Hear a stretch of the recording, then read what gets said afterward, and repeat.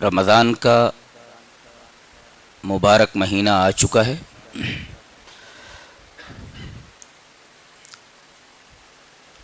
اور یہ زندہ لوگوں کے لیے بڑی خوش نصیبی کی بات ہے کہ انہیں یہ مبارک مہینہ نصیب ہو رہا ہے۔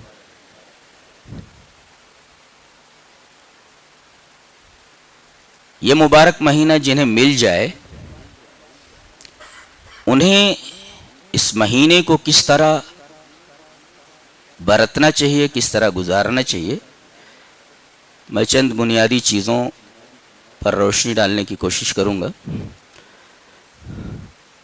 سب سے پہلی بات تو یہ ہے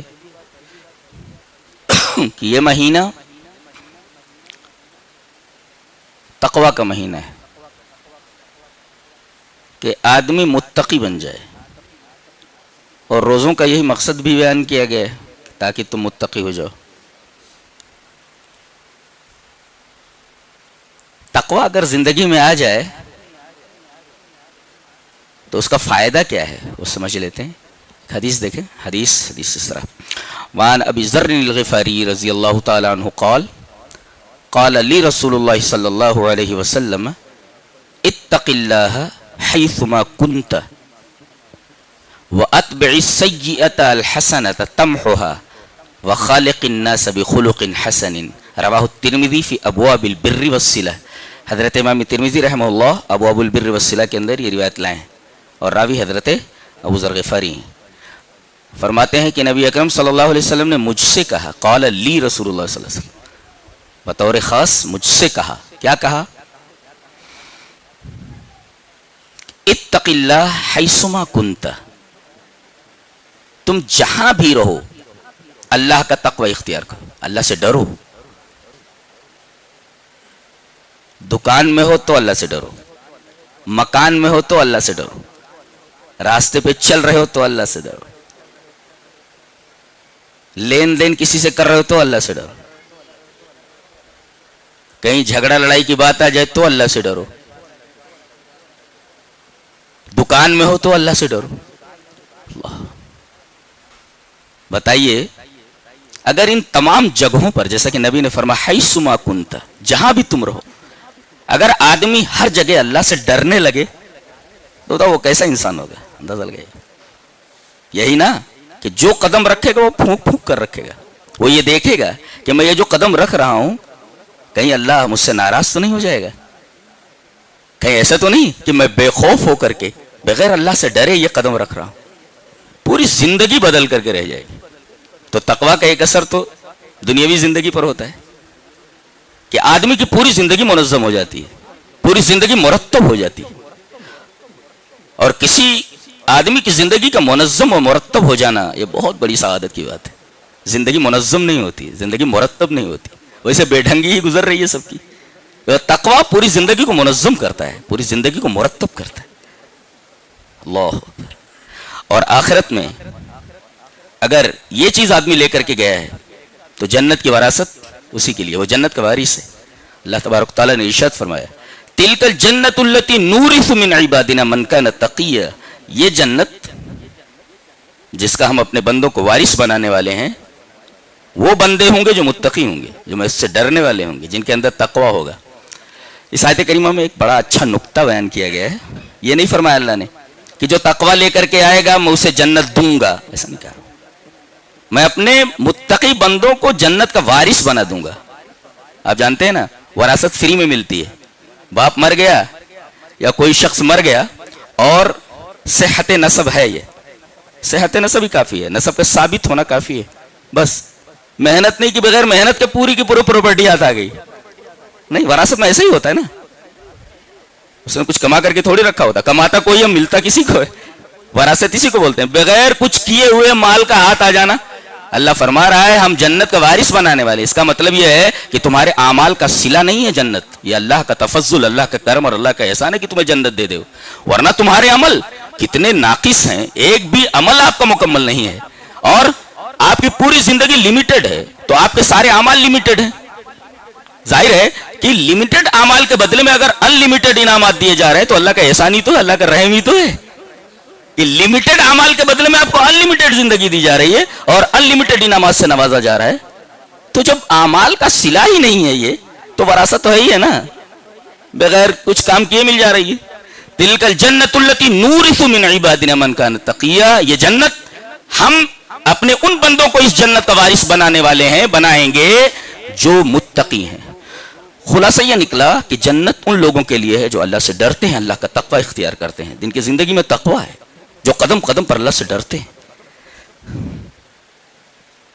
ایک پل سے ہمیں گزرنا ہے، وہاں تو نبی بھی رب سلم کہتا ہوا گزرے گا، ڈر رہا ہوگا. جانتے ہیں وہ ہے صراط کا پل ہے اور ہر ایک کو اس پر سے گزرنا ہے. اللہ نے فرمایا وَإِن مِّنكُمْ إِلَّا وَارِدُهَا كَانَ عَلَىٰ رَبِّكَ حَتْمًا مَّقْضِيًّا، تم میں سے ہر ایک کو اس پر سے گزرنا ہے. یہ اللہ تبارک و تعالی نے لازم کر رکھا ہے اور مقرر کیا ہوا ہے، لازم ہے ہر ایک کو اس پر، حتمی ہے، گزرنا ہے اس پر سے. كَانَ عَلَىٰ رَبِّكَ حَتْمًا مَّقْضِيًّا، پھر کیا ہوگا؟ اب آدمی گزر رہا ہے.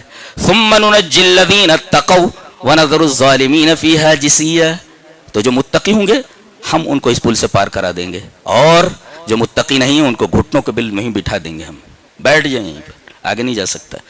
ثُمَّ نُنَجِّي الَّذِينَ اتَّقَوْا وَنَذَرُ الظَّالِمِينَ فِيهَا جِثِيًّا. تو یہ تقوی جس سے جنت ملنے والی ہے ہمیں، یہ تقوی جس سے ہم بڑی آسانی سے پل صراط پار ہونے والے ہیں، یہی تقوی کی ریہرسل کے لیے، یہ تقوی دینے کے لیے تو یہ ماہ آ رہا ہے، یہ رمضان کا مہینہ آ رہا ہے. تو اس کو کس طرح برتنا چاہیے وہ بتانے کی ضرورت نہیں ہے. یا ایھا الذین آمنوا کتب علیکم الصیام کما کتب علی الذین من قبلکم لعلکم تتقون، اور کہا گیا تمہارے اوپر ہی فرض نہیں کیا گیا، جتنی امتیں اس سے پہلے گزری ہیں تمام نبیوں کی امتوں پر یہ روزہ فرض تھا. اگرچہ طریقے الگ الگ تھے لیکن روزہ ہر ایک امت پر، ہر نبی کی امت پر فرض تھا. تو حضرت ابو ذر غفاری نے کہا مجھ سے نبی کریم صلی اللہ علیہ وسلم نے بطور خاص یہ فرمایا اتق اللہ حیثما کنت، جہاں بھی تو رہے وہاں اللہ سے ڈر. خلوت میں رہ تو اللہ سے ڈر، جلوت میں رہ تو اللہ سے ڈر، بازار میں رہ تو اللہ سے ڈر، گھر میں رہ تو اللہ سے ڈر، دوستوں کے درمیان ہو تو اللہ سے ڈر، تنہائی میں ہو تو اللہ سے ڈر. اور کسی نے تو بہت اچھا کہا ہے کہ تنہائی میں گناہ کرنے سے اور بھی زیادہ ڈر، اس لیے کہ جو گواہ ہے، جو منصف ہے وہی گواہ بھی ہے. اللہ، تنہائی میں گناہ کرنے سے اور بھی زیادہ ڈر، اس لیے کہ جو گواہ ہے وہی منصف بھی ہے، وہ دیکھ رہا ہے، کوئی اور نہیں دیکھ رہا ہے لیکن وہ تو دیکھ رہا ہے نا، وہی گواہ بھی ہے اور وہی فیصلہ کرنے والا بھی ہے. تو تنہائی میں گناہ کرنے سے اور بھی زیادہ ڈرو، اس لیے کہ اگر کوئی گواہ نہیں ہے وہاں، لیکن وہ گواہ تو موجود ہے، جو منصف ہے وہی گواہ ہے. بتائیے اس کی گواہی کافی نہیں ہے کہ میں نے دیکھا ہے تو ایسا کر رہا تھا. تو تنہائی میں گناہ کرنے سے اور بھی زیادہ ڈر، اس لیے کہ جو گواہ ہے وہی منصف بھی ہے. تو ہم جلوت میں رہے تو اللہ سے ڈریں، حیثما کنت، جہاں بھی تم رہو. عجیب بات ہے، 10 لڑکے بیٹھے ہوئے ہیں اور سب کے ہاتھ میں موبائل ہے، محفل میں رہتے ہوئے ہر ایک آدمی تنہا ہے، کسی کو پتا بھی نہیں ہے کون کہاں بیٹھا ہوا ہے. اللہ، یعنی اس خوفناک چیز نے ہم سب کو تنہا کر کے رکھ دیا ہے، ہم تو تنہا ہیں. اور یہ نوجوان، ان سے پوچھا جائے کہ یہ کتنا ٹائم اللہ کو دیتے ہیں اور کتنا ٹائم موبائل کو دیتے ہیں، ان کے پاس کیا جواب ہوگا؟ اگر اصحاب کہف کو ان نوجوانوں کے سامنے کھڑا کر دیا گیا پھر ان کے پاس کیا جواب ہوگا؟ وہ بھی تو تھے اللہ کے لیے، انہوں نے سب کچھ چھوڑ دیا تھا، نوجوان تھے، وہ نوجوان تھے اور سب کے سب اللہ کے لیے اپنا دیار، اپنا گاؤں، اپنا شہر چھوڑ کر بھاگ کھڑے ہوئے، صرف اپنا دین بچانے کے لیے، اپنا ایمان بچانے کے لیے.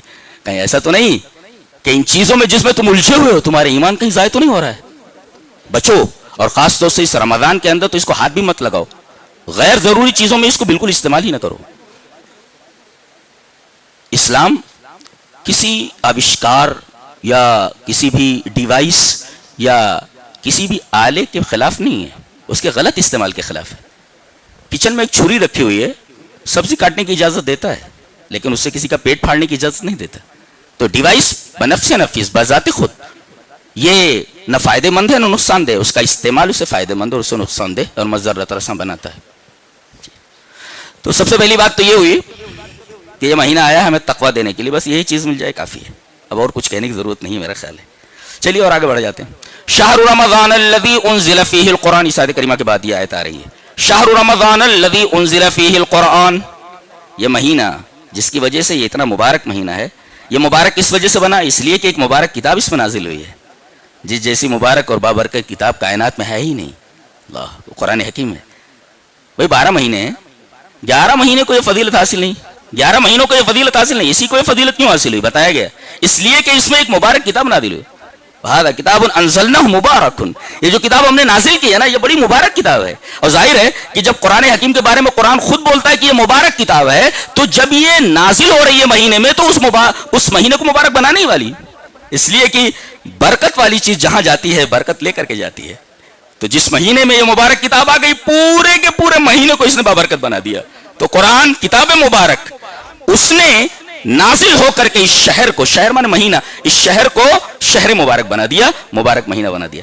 یہ سب قرآن حکیم کی برکت ہے. یہ مبارک مہینہ ہے تو اس نے یہ اس وجہ سے مبارک مہینہ بنا ہے، اس لیے کہ اس مہینے میں ایک مبارک کتاب اتری ہے. کیا مطلب ہوا اس کا؟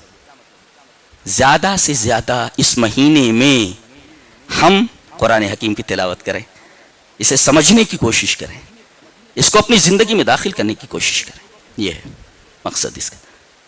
یہ مہینہ جب قرآن کی وجہ سے اتنا مبارک ہوا ہے تو ظاہر ہے کہ اس کتاب کو ہمیں پڑھنے کی ضرورت ہے، اس کتاب کو سمجھنے کی ضرورت ہے. اور جب یہ کتاب مبارک ہے، مہینے کو مبارک بنا سکتی ہے، تو لوگ اس کو پکڑ لیں، وہ خود بابرکت ہو جائیں گے. برکت ہم کہاں ڈھونڈ رہے ہیں؟ برکت تو یہاں ہے نا، قرآن کے پاس ہے برکت. قرآن کو پکڑ لو، برکت خود بخود گھر میں آ جاتی. برکت حاصل کرنے کے لیے کیا کیا نہیں کرتے. اور یہ پورا مہینہ برکت ہو جاتا، بابرکت ہو جاتا ہے. یہاں تک کہ آدمی سحری کا کھانا کھاتا ہے، سحری کھاتا ہے، وہ بھی برکت ہی ہے. چلیے وہ حدیث پڑھ لیتے ہیں. حدیث اس طرح. وعن انس رضی اللہ تعالی عنہ قال قال رسول اللہ صلی اللہ علیہ وسلم تسحروا فإن في السحور برکۃ رواہ مسلم فی کتاب الصیام. حضرت امام مسلم رحمہ اللہ اس حدیث کو کتاب الصیام میں لائے ہیں، اور راوی حضرت انس بن مالک ہے. وہ فرماتے ہیں کہ نبی اکرم صلی اللہ علیہ وسلم نے ارشاد فرمایا سحری کھا لیا کرو، اس لیے کہ سحری میں برکت ہے. آدمی کی کھانا کھا رہا ہے، اللہ تبارک و تعالیٰ نے اس کھانے میں برکت رکھ دی ہے.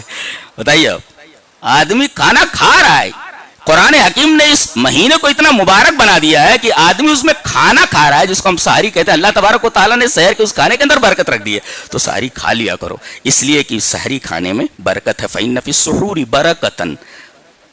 اچھا تو برکت ہم چاہتے ہیں تو سحری کھا لیا کریں، برکت ملنے والی ہے. اور ایک لفظ اور استعمال کرتے ہیں، خیر و برکت. تو برکت تو ملنے والی ہے آپ کو، سحری کھا رہے ہیں، برکت حاصل ہو رہی. خیر کہاں ہے؟ افطار میں اور جلدی کرنے میں. چلیے وہ حدیث پڑھ لیتے ہیں. حدیث اس طرح. وان سہل بن سعد رضی اللہ تعالی عنہ ان رسول اللہ صلی اللہ علیہ وسلم قال لا يزال الناس بخير ما عجل الفطر رواہ البخاری فی کتاب الصوم. حضرت امام بخاری رحمہ اللہ اس حدیث کو ایسے کتاب الصوم میں لائے. راوی حضرت سہل بن سعد ہیں. حضرت سہل بن سعد فرماتے ہیں کہ نبی اکرم صلی اللہ علیہ وسلم نے ارشاد فرمایا کہ امت لوگ ہمیشہ خیریت میں رہیں گے، ہمیشہ خیر کے ساتھ رہیں گے. دیکھو خیر برکت آیا، اب خیر دیکھو. لا يزال الناس بخير، سارے لوگ خیر میں رہیں گے، ان کو خیر ملتا رہے گا. کب؟ ما عجل الفطر، جب تک افطار میں جلدی کرتے رہیں گے. افطار کا جلدی کرنا یہ مسنون ہے، اور جلدی کرنے کا یہ مطلب نہیں ہے کہ دن ابھی باقی ہو اور آپ کھاتے بیٹھ جائیں. دن غروب ہو جائے تو اب دیر نہیں کرنا ہے. معلوم ہو گیا کہ اب دن غروب ہو چکا ہے، تو طلوع آفتاب سے لے کر کے سحر سے لے کر کے غروب آفتاب تک یہ جو وقفہ ہے، جو دورانیہ ہے، یہی ہمارے روزے کا پیریڈ ہے، یہ وقفہ ہے. اب جیسے ہی سورج غروب ہو آپ کو فوراً افطار کر لینا چاہیے. آپ نے کبھی غور کیا کہ افطار میں جلدی کرنے کے لیے جو کہا گیا ہے، اور یہ کہا گیا کہ افطار میں جلدی کریں گے تو خیریت سے رہو گے، کیا فلسفہ ہے اس میں؟ کبھی غور کیا آپ نے؟ ارے بھائی 2-4 منٹ 10 منٹ کے بعد اگر کھا لیتے تو کیا حرج ہے؟ اور زیادہ ثواب ملنا چاہیے نا. جتنی زیادہ دیر ہوگی اتنی زیادہ ہم روزے میں رہیں گے، اتنا زیادہ ہمیں ثواب ملنا چاہیے. اور یہاں الٹا کہا جا رہا ہے دیر کرو گے تو خیریت نہیں ہے، جلدی کرو گے تو خیریت ہے. غور کیا آپ نے کبھی؟ ایسا کیوں ہے؟ ایسا اس وجہ سے ہے کہ ہم سورہ فاتحہ میں کہتے ہیں کہ اللہ ہمیں منعم علیہم کا راستہ چاہیے. منعم علیہم کون ہے؟ صحابہ ہیں، انبیاء ہیں، جن کے پاس علم بھی تھا، عمل بھی تھا. اس کے بعد کہا ان لوگوں کا راستہ نہیں چاہیے جو مغضوب علیہم ہیں، یعنی یہود ہیں. مغضوب علیہم سے مراد یہود ہیں، اور ضالین سے مراد نصارہ ہیں. تو ضالین جو ہیں یہ نصارہ ہیں، اور مغضوب علیہم یہود ہیں. یہودی کیا کرتے تھے معلوم ہے؟ وہ بھی روزہ رکھتے تھے، اور وہ لوگ غروب آفتاب کے بعد بھی افطار نہیں کرتے تھے. یہاں تک کہ تارے نظر آنے لگتے تھے اور اس کے بعد وہ افطار کرتے تھے. دیکھو کیا بتانے کے لیے کہ کیا 12 گھنٹے ہمیں بھوکا رہنے کے لیے اللہ نے کہا ہے. ارے ہمارے اندر تو وہ اسٹیمنا ہے کہ اگر ہم کو 24 گھنٹے بھی اگر ہم کو حکم دے دیا جاتا بھوکے رہنے کا تو ہم بھوکے رہ لیتے. یہ دیکھو یہ عبادت ہے. اللہ نے فرمایا اصل میں عبادت وہ ہے کہ میں کہوں بیٹھ جا تو بیٹھ جا, میں کہوں کھڑا ہو جا تو کھڑا ہو جا. اس کو کہتے اطاعت اور اسی کا نام ہے رسول کی اتباع. یعنی جب کہا جائے بیٹھ جا تو اب انتظار نہیں کرنا بیٹھنے کا. ایک صحابی ہیں نبی کریم صلی اللہ علیہ وسلم خطبہ دے رہے ہیں اور دوران خطبہ آپ نے ایسے ہی کہا بیٹھ جاؤ. وہ قدم مسجد میں رکھ چکے تھے, غالباً عبداللہ ابن مسعود ہیں, قدم رکھ چکے, وہ وہیں پر بیٹھ گئے, چوکھٹی کے اوپر بیٹھ گئے. حالانکہ ان سے آپ نے نہیں کہا تھا بیٹھ جاؤ, تو دوران خطبہ آپ نے کہا تھا بیٹھ جاؤ. انہوں نے یہ سنا بیٹھ جاؤ, ان کے کانوں میں آواز پڑی تو وہیں بیٹھ گئے. وہ اس کو کہتے اتباع. تو اللہ نے فرمایا غروب آفتاب تک روزہ ہے, تو جیسے آفتاب غروب ہو ویسے ہی افطار کر لیا کرو. ہمیں اسٹیمنا مت بتاؤ, اسٹیمنا مت بتاؤ. ایک قوم اسی اسٹیمنا بتانے میں گمراہ ہوئی ہے. اللہ اکبر. یہ فلسفہ آپ کی سمجھ میں آیا؟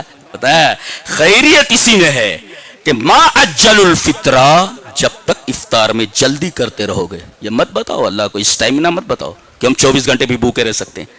آپ یہ کہیں کہ میرے رب تو نے جب تک ہمیں بھوکا رہنے کے لیے کہا تب تک ہم رکے رہے, اور اب تو نے کہا کہ کھا لو تو فوراً کھا لے رہے ہیں ہم. یہ تیرا حکم ہے, جب تک کہا بھوکے رہو تب تک بھوکے رہے, اور اب کہہ رہا ہے کھا لو تو فوراً ہم کھا رہے ہیں. ہم دیر نہیں کر رہے ہیں, ہمیں اسٹیمنا نہیں بتانی ہے, ہمیں اپنی طاقت اپنا پاور نہیں بتانا ہے کہ ہم 24 گھنٹے بھی بھوکے رہ سکتے ہیں. یہ یہودیوں کا عمل ہے, اور یہودی اسی میں خیریت سے دو چار نہیں ہوئے, خیریت سے باہر نکل گئے. لا یزال الناس بخیر ما عجل الفطرہ. لوگ خیریت سے رہیں گے جب تک افطار میں جلدی کرتے رہیں گے. تو افطار میں جلدی کری خیریت آ جاتی, خیر آ جاتا. سحری کھائیے برکت آ جاتی. تو خیر و برکت دونوں. رمضان کے روزے رکھیے تقویٰ آ گیا. اچھا دعا عبادت جانتے ہیں عبادت کی روح کیا ہے؟ یہ بدن ہے, روح نکل گئی بدن کی کوئی اہمیت نہیں ہے. تو جب تک بدن میں روح رہتی تب تک بدن کی قیمت ہے, اس کی ویلیو ہے. بدن سے روح نکل جائے آدمی کو گھر سے نکال دیا جاتا ہے, چل منو من مٹی کے نیچے, ابھی اوپر ہے نا, منو من مٹی کے نیچے چلا جائے. اس بدن کی اب کوئی حیثیت نہیں روح نکل جانے کے بعد. گویا کہ اصل چیز روح ہے, اور عبادت کی روح جانتے دعا ہے. چلیے وہ حدیث پڑھ لیتے ہیں. حدیث اس طرح وعن النعمان بن بشیر رضی اللہ تعالی عنہ عن النبی صلی اللہ علیہ وسلم قال الدعاء هو العبادہ قال ربکم ادعونی استجب لکم. اللہ اکبر. رواہ ابو داؤد فی کتاب الصلاۃ. حضرت امام ابی داؤد رحمہ اللہ اس حدیث کو حضرت نعمان بن بشیر کی جو روایت میں نے پیش کی ابو داؤد شریف کتاب الصلاۃ میں, جہاں نماز کا بیان ہے, وہاں نماز کے چیپٹر میں حضرت نعمان بن بشیر فرماتے ہیں کہ رسول اللہ صلی اللہ علیہ وسلم نے ارشاد فرمایا کہ دعا ہی عبادت ہے. اللہ کو عاجزی بہت پسند ہے. میرے رب میں بہت پریشان, میرے رب میں بہت تکلیف میں, میرے رب میں فلاں پریشانی میں, میرے رب مجھے مانگنے کا سلیقہ نہیں. اگر میری زبان لفظوں کا ساتھ نہ دے سکے تو دل کی دھڑکنوں سے تکلیف. آدمی جب دعا کرنے لگتا ہے تو اللہ کو بہت اچھا لگتا ہے. مانگو مل جاتا آپ کو. اور آپ کو عجیب لگے گا کہ رمضان کے مہینے کے سیاق ہی میں آگے دعا کا بیان ہے. موضوع چل رہا ہے, ٹاپک ہے رمضان, اور بیچ میں دعا کا تذکرہ ہے. وَإِذَا سَأَلَكَ عِبَادِي عَنِّي فَإِنِّي قَرِيبٌ. اے میرے حبیب اگر میرے بندے تجھ سے میرے بارے میں بولیں, سوال کریں تو کہہ دینا میں بہت قریب ہوں. فَإِنِّي قَرِيب, میں بہت قریب ہوں. تو وسیلے کی کیا ضرورت ہے؟ وسیلے کی پانی اگر منہ تک آ جائے تو ڈول ڈالنے کی کیا ضرورت ہے؟ وہ بولتے نہیں بغیر ڈول کے بغیر رسی کے کنویں سے پانی کیسے نکلے گا, لہذا ڈول کا اور رسی کا وسیلہ ضروری ہے. بے وقوف آدمی, اگر پانی منہ تک آ جائے, کوئی منہ سے پانی لگا دے تو پھر اس میں وسیلے کی کیا ضرورت ہے؟ پانی اگر منہ کو آ جائے تو. اللہ فرما رہا میں قریب ہوں. جو چیز قریب, چھت اگر نیچے آ جائے تو سیڑھی لگانے کی کیا ضرورت, چھت تو نیچے آ گئی نا. تو فإنی قریب, بہت قریب ہوں. ظاہر ہے کہ قریب ہے تو مانگو نا, قریب ہے. جب میرے بارے میں میرے بندے تجھ سے سوال کریں تو کہہ دے میں بہت قریب. اجیب دعوت الداع, میں دعا کرنے والے کی دعا کو قبول کرتا ہوں. یہ دیکھیے آیت کریمہ کا دوسرا ٹکڑا ہے. گویا رمضان کے ٹاپک, رمضان کے سیاق میں, کانٹیکسٹ میں یہ آیت کریمہ لانا کہ میرے بندے اگر میرے بارے میں تجھ سے سوال کریں تو تو بول دے کہ میں بہت قریب ہوں, میں دعا کرنے والے کی دعا کو قبول. اس کا مطلب یہ کہ دعائیں تو عام دنوں میں بھی قبول ہوتی ہیں, مگر رمضان یہ دعاؤں کی قبولیت کا خصوصی مہینہ ہے, لہذا زیادہ سے زیادہ دعائیں مانگی جائیں. اور اتنی دعائیں مانگو کہ اپنے سارے گناہ معاف کروا لو. بڑا بدبخت بڑا بدنصیب آدمی وہ جس مہینے کو پائے اور اپنے گناہ معاف نہ کروا پائے. وہ تو حدیث بھی ہے نا کہ وہ بڑا بدنصیب آدمی ہے. اللہ کی رحمت سے ایسا آدمی دور ہو کہ جسے رمضان کا مہینہ ملے اور اپنے گناہوں کو معاف نہ کرا سکے. اس سے زیادہ بدنصیب کون ہو سکتا ہے؟ لہذا رو رو کر کے اللہ تبارک تعالیٰ سے دعا جو چیز مانگو ملنے والا ہے. پیسہ چاہیے اسی سے مانگو, روزی چاہیے اسی سے مانگو, سب تو وہی دیتا ہے. اجیب دعوت الداع, میں دعا کرنے والے کی دعا کو قبول کرتا ہوں, لیکن مانگنے کا سلیقہ چاہیے. ہاں مانگنے کا سلیقہ چاہیے. سلیقہ اگر ہو چیز مل جاتی ہے. وہ ایسا دربار ہے جہاں سے کوئی خالی ہاتھ تھوڑی واپس لوٹتا ہے. اس کے پاس تو خزائن ہے جی.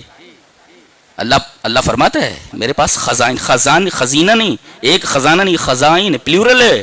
ایک خزانہ نہیں میرے پاس, خزائن ہے, اور میں سب کو دے دوں تو ذرہ برابر میرے خزانے میں کمی ہونے والی نہیں ہے. اللہ, تو اس سے مانگو جس کے پاس خزائن ہے اور دے دے. اور ہم کسی سے مانگیں ایک دو دفعہ دے دے گا, وہ تیسری مرتبہ کہے گا کائے کو ٹینشن دے رہا ہے بھائی, کائے کو پریشان کر رہا ہے, جانا یار. اور یہاں نہ مانگو تو ناراض ہو جاتا ہے, یہاں مانگو تو آدمی ناراض ہو جاتا ہے. یہ مخلوق اور خالق میں فرق ہے, میرے رب میں اور ایک انسان میں فرق یہ ہے. انسانوں سے مانگو تو ایک دو دفعہ مانگنے پر ناراض ہو جاتے ہیں, اور اللہ سے نہ مانگو, بار بار نہ مانگو تو ناراض ہو جاتا ہے. اللہ اکبر, یہ فرق ہے خالق میں اور مخلوق میں, رب میں اور مربوب میں فرق ہے. اور کیا کرنا ہے آپ کو؟ حرام کام سے بچنا ہے, خاص طور سے حرام روزی سے. اس لیے کہ عجیب بات ہے کہ رمضان کا بیان چل رہا ہے, یا ایھا الذین آمنوا کتب علیکم الصیام, رکوع یہیں سے شروع ہوتا ہے, اور رمضان کا بیان فضائل اور مسائل یہاں سے شروع ہو رہے ہیں. کوئی بیمار ہو تو روزہ کیسے رکھے, کوئی روزہ رکھ ہی نہ پائے, روزہ رکھنے کی طاقت ہی نہ ہو, شیخ فانی ہو, ایسا بوڑھا ہو چکا ہو کہ روزہ رکھنے کی طاقت, اس کا مسئلہ کیا ہے بیان کیا گیا. تو فضائل بیان کیے گئے, مسائل بیان کیے گئے, بیچ میں دعا کا تذکرہ ہے, اور اس کے بعد اعتکاف کا بیان ہے. وانتم عاکفون فی المساجد. اللہ, ایک روزہ رکھنا, اللہ اکبر, کیا کیا چیزیں ہیں اس رمضان. قرآن سے وابستہ ہونا ہے, روزہ رکھنا ہے, دعا کرنا ہے, سحری کھانا ہے, افطار میں جلدی کرنا. کتنی چیزیں لے لو گے اللہ سے, اللہ تو سب دے رہا ہے نا, سب لے لو نا. اس کے بعد کہہ رہا ہے کہ مسجد میں تو برابر آتے ہی ہو, تو ایسا کرو 10 دن کے لیے خاص میرے ہو جاؤ نا. اللہ, میرے ہو جاؤ, خالی چھوڑ دو گھر بار کو, میرے پاس آ جاؤ. اللہ, اور اعتکاف صرف مسجد میں ہوتا ہے, گھر میں نہیں ہوتا. عورتوں کا بھی اعتکاف مسجد ہی میں ہوتا ہے. عورتیں بھی اگر انتظام ہے مسجد میں تو مسجد ہی میں کریں الگ سے, جہاں کوئی فتنہ نہ ہو سکے. غیر مسجد میں گھروں میں اعتکاف نہیں ہوتا. وانتم عاکفون فی المساجد, مسجد ہی میں اعتکاف ہوتا ہے. تو اللہ فرما رہا ہے ویسے تو نیکیاں کما ہی رہے ہو, میرے گھر میں آ رہے ہو, مجھ سے قریب ہو, تو ایسا کرو نا اور قریب آ جاؤ, قریب آ جاؤ مجھ سے. گھر ہی چھوڑ دو نا, میرے ہو کر کے رہ جاؤ. اللہ اکبر, اتنی بڑی بات ہے. اللہ بلا رہا ہے مجھ سے قریب ہو جاؤ. مجھ سے کوئی ایسا کرتا ہے کیا؟ خالق ایسا کر سکتا, جو اپنے بندوں سے بہت زیادہ محبت کرتا, وہی ایسا بول سکتا, وہی ایسا کر سکتا. میرے ہو جاؤ, آ جاؤ نا. وانتم عاکفون فی المساجد, مسجد میں آ جاؤ. آتے ہو چلے جاتے ہو تو آ جاؤ نا, جانے کی ضرورت کیا ہے. میرے ہو جاؤ, 10 دن تک کم سے کم میرے ہو جاؤ, جو مانگو دیتا ہوں نا. وانتم عاکفون فی المساجد, مساجد میں اعتکاف رمضان کے کانٹیکسٹ میں بیان ہے. اور آخر میں جہاں یہ بیان ختم ہو رہا ہے, بہت خطرناک بات کہی گئی ہے, سارے روزوں پر پانی پھر جائے گا اگر حلال حرام کی تمیز نہیں کی تو. وَلَا تَأْكُلُوا أَمْوَالَكُمْ بَيْنَكُمْ بِالْبَاطِلِ, اسی آیت کے اوپر ختم ہو جا رہا ہے رمضان کا بیان, اور اس کو آخر میں لایا گیا تاکہ آدمی جب پڑھنے لگے رمضان کے بیان کو تو یہاں ٹھٹک جائے کہ کہیں ایسا تو نہیں ابے آپ دوائی کھا رہے ہیں لیکن کوئی ایسی چیز استعمال کر رہے ہیں جو دوا کے اثر کو زائل کر دے, تو بیوقوفی ہی تو ہے. بعض چیزیں ہوتی ہیں, آدمی دوا لیتا رہتا ہے لیکن کوئی ایسی چیز کھا لیتا ہے جو دوا کے اثر کو باطل کر دیتا ہے, دوا اثر نہیں کرتی ہے. تو بتایا گیا کہ یہ سب دوائیں ہیں لیکن یہ دوا کے اثر کو زائل کر دیتی ہے, لہٰذا اس سے بچتے رہنا ہے. وَلَا تَأْكُلُوا أَمْوَالَكُمْ بَيْنَكُمْ بِالْبَاطِلِ, باطل طریقے سے مال مت کھانا. الباطل الحرام, حرام لقمہ پیٹ میں نہیں جانا چاہیے. چلیے اس پر ایک حدیث پڑھ لیتے ہیں. حدیث اس طرح, وعن ابن عباس رضی اللہ تعالی عنہما تلیت هذه الآية عند رسول الله صلى الله عليه وسلم يا أيها الناس كلوا مما في الأرض حلالا طيبا فقام سعد بن أبي وقاص فقال يا رسول الله ادعو الله أن يجعلني مستجاب الدعوة. فقال له النبي صلى الله عليه وسلم يا سعد أطب مطعمك تكن مستجاب الدعوة والذي نفس محمد بيده إن العبد لا يقذف اللقمة الحرام في جوفه ما يتقبل منه عمل 40 يوما وَأَيُّمَا عَبْدٍ نَبَتَ لَحْمُهُ مِنَ السُّحْتِ أَوِ الرِّبَا فَالنَّارُ أَوْلَىٰ بِهِ رواہ الطبرانی فی المعجم الاوسط. حضرت امام طبرانی رحمہ اللہ اس حدیث کو معجم اوسط کے اندر لائے، ان کی کتاب میں. راوی حضرت عبداللہ ابن عباس ہیں. روایت پوری پڑھ دی گئی. حضرت عبداللہ ابن عباس فرماتے ہیں کہ نبی اکرم صلی اللہ علیہ وسلم کے پاس یہ آیت تلاوت کی گئی. کون سی؟ اے لوگو حلال مال کھاؤ. یا ایھا الناس کلوا مما فی الارض حلالا طیبا. طیب حلال مال کھاؤ. ایک حلال ہوتا ہے، ایک طیب ہوتا ہے. ایک چیز حلال ہوتی ہے مگر طیب نہیں ہوتی. مثلا ایک بکرا ہے، حلال ہے کہ نہیں؟ بکرا حلال ہے، لیکن اگر اسے چوری کر کے آدمی ذبح کر کے کھا جائے تو حلال تو مگر طیب نہیں ہے، ناپاک ہے وہ. ایک چیز حلال ہوتی ہے مگر طیب نہیں ہوتی. دیکھو بکرا حلال ہے، اللہ نے حلال کیا اس کو، مگر طیب نہیں ہے کیونکہ چوری کر لیا نا آپ نے، چوری کر کے آپ نے کھا لیا. طیب نہیں ہے، غیر طیب ہے، حرام ہے. آپ نے فرمایا، رسول اللہ صلی اللہ علیہ وسلم نے ارشاد فرمایا تم لوگ حلال مال کھاؤ. یہ سننا تھا کہ حضرت سعد بن ابی وقاص ایک صحابی میں کھڑے ہو گئے. اور عجیب بات ہے، جانتے ہیں یہ صحابی کون ہے؟ مستجاب الدعوات، جو دعا کرتے تھے اللہ قبول کر لیتا تھا. ان کی کوئی دعا بارگاہ الہی سے جو ہے ریجیکٹڈ نہیں ہوتی تھی. مستجاب الدعوات کھڑے ہوئے. فقام سعد بن ابی وقاص فقال یا رسول اللہ. حضرت سعد بن ابی وقاص کھڑے ہو کہا اللہ کے رسول ایک ریکویسٹ ہے. کہا بولو. کہا کہ ادعو اللہ یجعلنی مستجاب الدعوہ. آپ اللہ سے میرے لیے دعا کر دیں کہ میں مستجاب الدعوات ہو جاؤں. مستجاب الدعوات کا مطلب جو دعا کروں قبول ہو جائے. اللہ کے رسول نے کہا میرے کہنے سے نہیں ہوگا، ایک کام تمہیں کرنا ہوگا. وہ لوگ باباؤں کے پاس جاتے ہیں نا، یہ تعویذ لے لو ہوتا ہے. ارے بھائی گھر میں سے پڑھو نا بھائی، ساری چیزیں تو ہیں قرآن میں. کہاں جا رہا بابا؟ بابا کیا کرے گا؟ تو خود مچا دے بیچارہ. بابا کیا دے گا تمہیں؟ تو ساری چیزیں تمہیں خود کرنی ہے نا. اللہ کے رسول نے فرمایا تمہیں خود کرنی ہے ایک چیز، تم مستجاب الدعوات ہو جاؤ گے. کہا کیا کرنا ہے؟ کہا اطب مطعمہ کا. دیکھو کتنا شارٹ جملہ ہے، ایک دم شارٹ سینٹینس ہے، چھوٹا سا جملہ ہے. اطب مطعمہ کا، اپنا کھانا پاک کر لے بس. تکن مستجاب الدعوہ، مستجاب الدعوات ہو جائے گا. اور انہوں نے اس بات کو پکڑ لیا.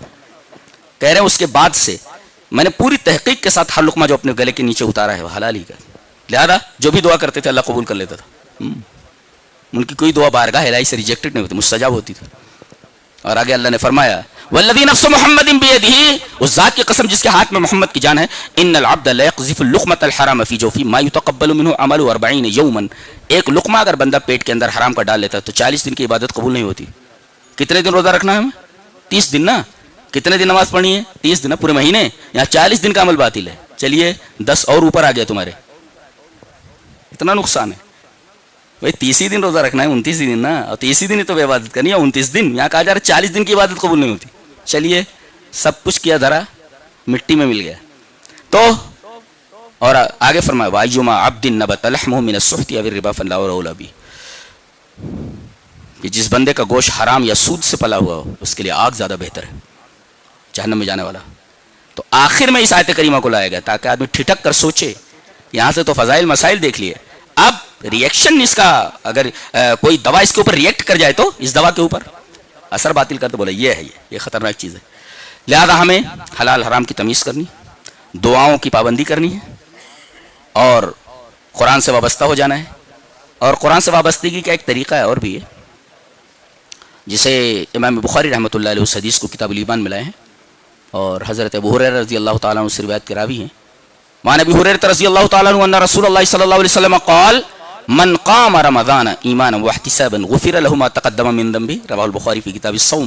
حضرت امام رواه البخاری فی کتاب الایمان. حضرت امام بخاری رحمہ اللہ اس حدیث کو کتاب الایمان میں لائے ہیں. کیا حضرت ابو ہریرہ فرماتے ہیں کہ نبی اکرم صلی اللہ علیہ وسلم نے ارشاد فرمایا جس آدمی نے رمضان کے اندر قیام کیا، چاہے گھر میں 11 رکعت پڑھ لی، چاہے مسجد میں پڑھ لی، مسجد میں بہتر ہے. اگر وہاں پڑھنا تو قرآن پڑھے، ایک پارہ پڑھ لے، آدھا پارہ پڑھ لے. اور ایسا بھی ہے دیکھ کر پڑھنا چاہے تو دیکھ کر پڑھ لے، کھڑا ہے نا دیکھ کر پڑھنا چاہے دیکھ کر پڑھ لے. اگر اکیلا پڑھ رہا ہے یا پیچھے کچھ لوگ ہیں اور امام اگر دیکھ کر پڑھنا چاہے دیکھ کر پڑھ سکتا ہے. تو من قام رمضان، رمضان میں جس نے قیام کیا، جس نے تراویح پڑھی، قرآن کو سنا ایمان اور احتساب کے ساتھ، تو غفر له ما تقدم من ذنبه، تو اس کے پچھلے گناہ معاف کر دیے جاتے. یہ ہے قرآن کے سننے کا فائدہ. تو قرآن سے جڑو، افطار میں جلدی کرو تاکہ خیر آئے، سحری کھاؤ تاکہ برکت آئے، تقوی اختیار کرنے کی کوشش کرو تاکہ ہماری زندگی منظم اور مرتب ہو. حرام سے بچو اس لیے کہ یہ سارے عملوں کے اوپر پانی پھیر دیتا ہے. اللہ ہمیں نیک عمل اور اچھی سمجھ کی توفیق عطا فرمائے.